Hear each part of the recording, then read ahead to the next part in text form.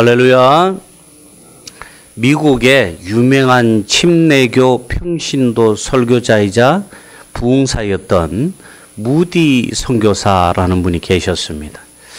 이 선교사님이 하루는 무심코 이 길을 가다가 가까운 어느 교회 지붕 위를 이렇게 쳐다보니까 이상하게 생긴 귀신들이 그 지붕 위에서 이상한 노래를 부르며 떠들며 왁작지껄 하면서 자기네들끼리 쉬고 있는 것이었습니다. 무디는 신기해서 그 교회 안에 들어가서 살펴보니까 그 교회 안에는 썰렁하고 텅텅 비어 있었고 먼지가 가득하고 거미가 집을 짓고 살고 있었습니다. 무디는 기도하지 않는 교회, 폐쇄된 교회로구나 라며 안타까운 마음으로 그 교회에서 나와서 다시 가던 길을 갔습니다. 얼마 후 다시 그곳을 지나갈 일이 있어서 지나가다가 그때 일이 생각나서 교회 지붕을 다시 바라보았다고 합니다. 그런데 이번에는 귀신들이 괴로워하며 발악을 하고 있는 것입니다. 궁금해서 다시 이 무디 부흥사께서 다시 교회 예배당 안으로 들어가 보니까 성도 몇 명이 기도를 열심히 하고 있는 것이었습니다. 그 일이 있은 후에 한참 후에 또 무디는 이 지역으로 지나갈 일이 있어서 그 교회 앞에 지나가다가 교회의 지붕을 다시 이렇게 보니까 이번에는 그 귀신들이 이 지붕 위에서 다 죽어 있는 것입니다. 무디는 너무 깜짝 놀래가지고 교회 안에 황급히 들어가 보니까 교회 안에 교인들이 가득 모여서 뜨겁게 기도하고 찬양하고 있는 것이었습니다. 성도 여러분, 혼자 기도해도 사탄 마귀는 두려워합니다. 그러나 성도가 합력하여 함께 기도하고 찬양하면 사망 권세를 이기고 교회는 부흥하는 줄로 믿습니다. 우리 모두 날마다 온 마음을 다해 기쁨으로 기도하시고 찬양하시기 바랍니다.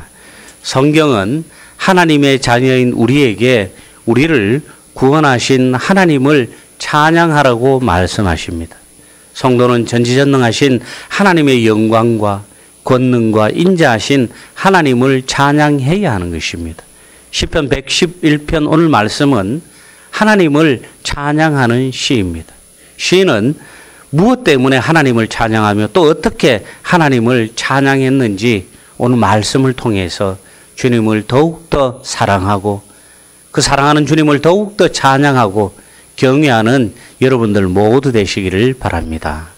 시인은 할렐루야로 시를 시작합니다. 1절 말씀 첫 서두에 할렐루야 이렇게 되어 있는데 이 할렐루야는 하나님을 찬양하라 이런 뜻입니다. 우리가 늘상 자주 쓰는 말이지만 어떨 때는 갑자기 물어보면 생각 잘 안 날 때도 있습니다. 그러나 우리가 분명한 것은 이 말씀은 하나님을 찬양하라는 것입니다. 시인은 자신이 먼저 마음을 다해 하나님을 찬양합니다. 그리고 회중에게도 하나님을 찬양하라고 권면합니다. 성도는 하나님을 온 마음으로 기쁘게 찬양해야 하는 것입니다. 하나님을 찬양하는데 그냥 형식적으로 한다든지 하기 싫어서 마지못해 한다든지 그렇게 하면은 하나님께서 기뻐 받으시지 않는다는 것입니다.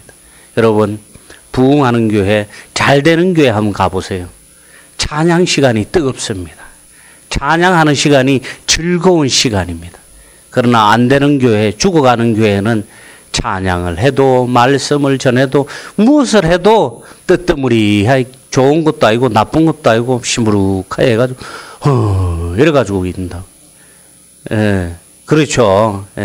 교회가 그렇게 되면은 하나님께서 기뻐하시지 않는 거예요. 하나님께서 기뻐하시는 교회는 온 마음을 다해서 기쁨으로 찬양할 때 하나님께서도 활짝 웃으시면서 여러분들의 찬양을 받으시는 줄로 믿습니다. 하나님을 우리가 찬양해야 할 이유는 하나님께서 행하신 능력이 우리가 감히 어떠한 방법, 어떠한 언어, 몸짓으로도 표현하지도 못할 정도로 너무나 크고 놀라우시기 때문입니다. 천지를 창조하시고 역사를 주관하시며 백성을 구원하신 하나님의 능력은 우리 인간들의 이성으로는 도저히 판단할 수 없는 것입니다. 그러나 하나님이 행하신 일 중에 가장 크고 놀라운 일은 죄악 가운데에서 신음하며 죽어가는 우리를 구원하시기 위해서 독생자 예수 그리스도를 이 땅에 보내어 주신 것입니다. 하나님은 그로 말미암아서 우리 대신 십자가를 지게 하셨고 우리의 죄를 대속하고 우리를 구원하여 하나님의 자녀로 삼아 주셨습니다. 사랑하는 성도 여러분, 하나님의 역사하심은 그때도 지금도 여전히 역사 가운데 우리 삶 가운데 끊임없이 일어나고 계시는 것입니다. 우리 주변에 얼마나 많은 하나님의 역사가 날마다 일어나고 있는지 모릅니다. 하나님의 이 위대하고 놀라우신 역사를 우리가 깨닫고 은혜 받은 성도는 온 마음을 다해서 하나님을 찬양해야 하는 것입니다. 하나님은 그분의 백성을 위해서 놀라운 일들을 행하셨습니다. 하나님의 놀라운 일들을 찬양하시기 바랍니다. 그리고 백성들에게 그것을 기억하게 하셔서 하나님을 찬양하게 하셨습니다.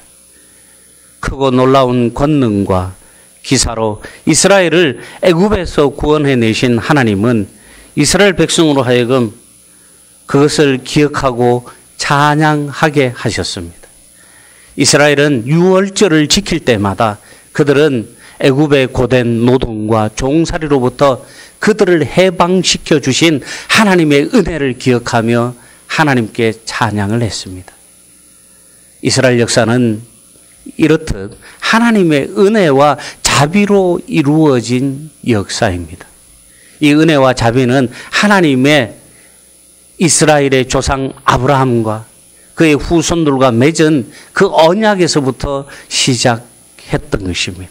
사랑하는 성도 여러분, 여러분이 지금 하나님을 찬양하는 이유는 무엇입니까? 오늘 제가 예배 전에 찬양을 하면서 여러분들 표정을 쭉 봤어요.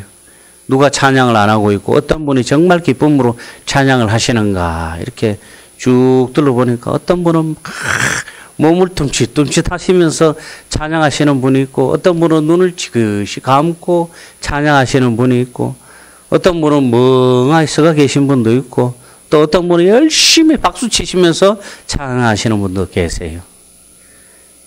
각기 나름의 이유가 다 있을 것입니다. 찬양에 대한 자기 삶의 은혜가 있을 것이고 각기 자기 삶의 감사가 있을 것입니다. 그냥 교회 다니니까 아니면 성도니까 아니면 목사가 시켜서가 아니라 진심으로 우러나서 전심으로 하나님께 찬양해야 하는 것입니다.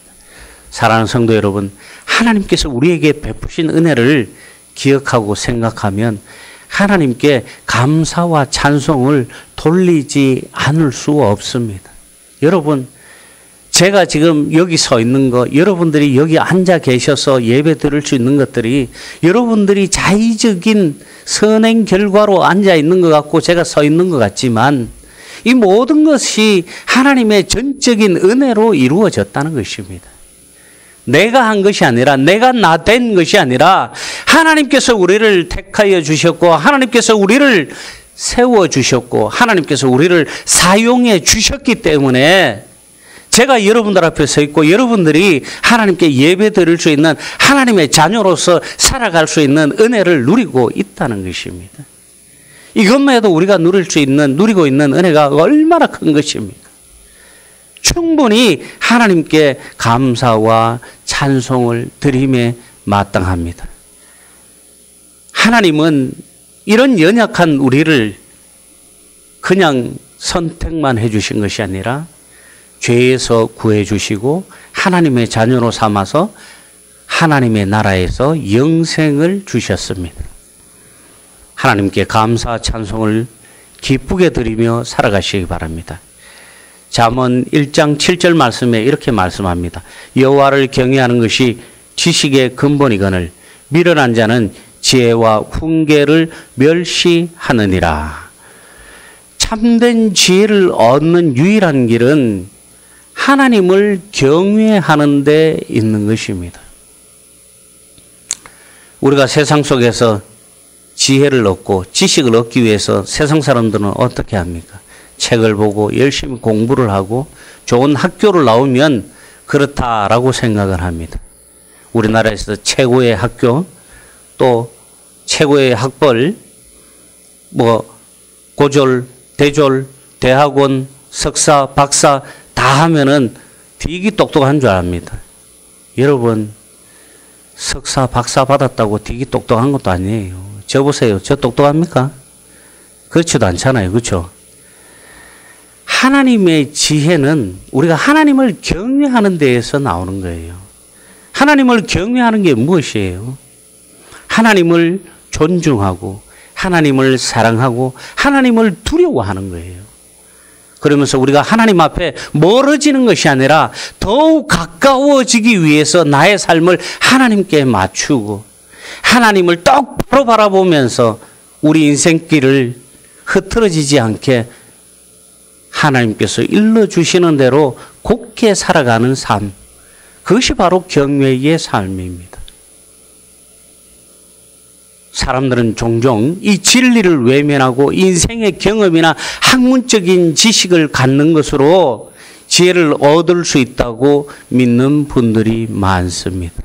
여러분, 지식은 많이 외우고 많이 보면은 지식 창고에 쌓입니다.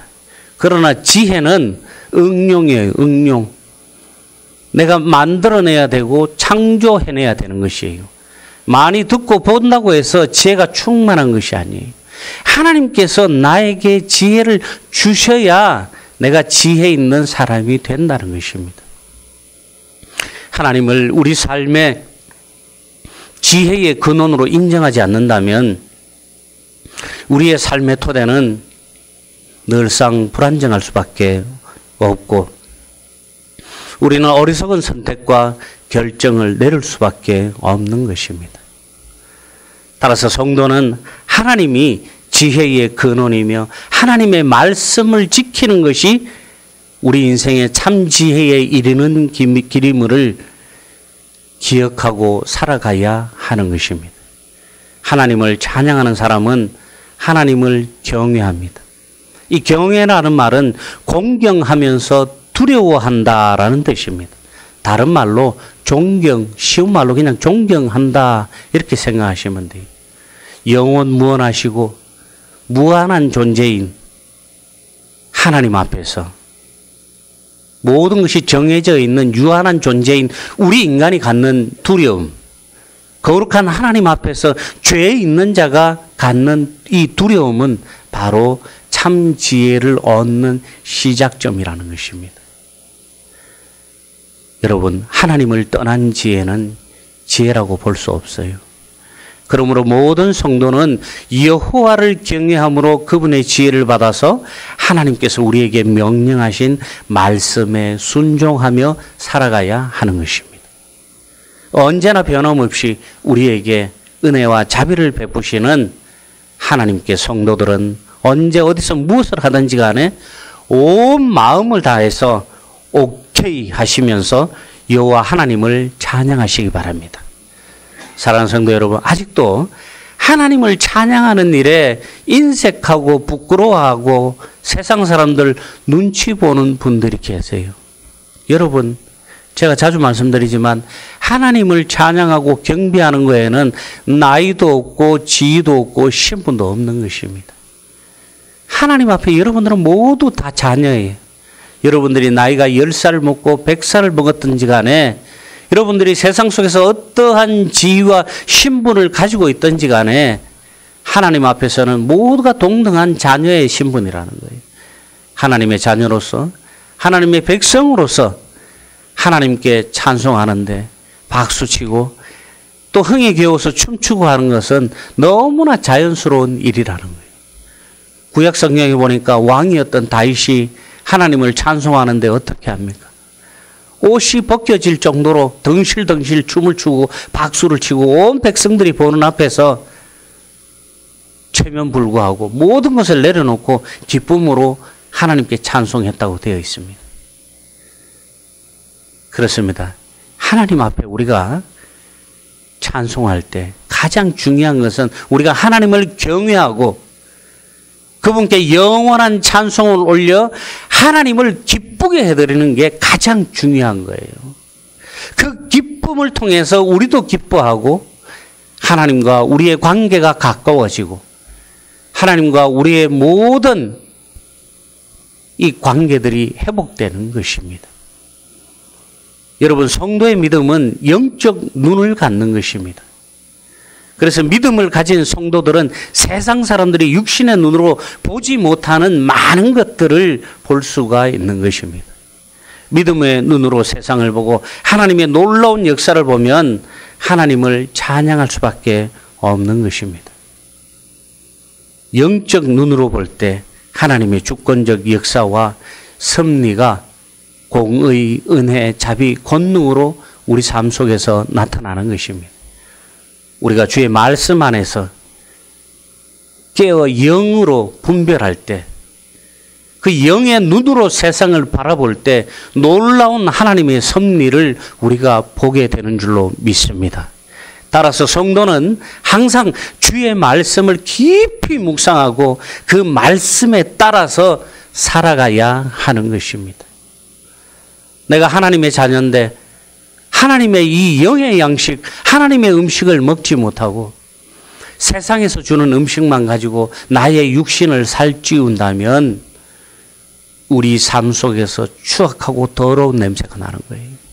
그러나 하나님의 것으로 나의 삶을 채우고 하나님의 것으로 나의 영을 채우고 하나님 말씀에 순종하면서 살아가면 우리 삶 속에 그리스도의 향기가 나오는 것입니다.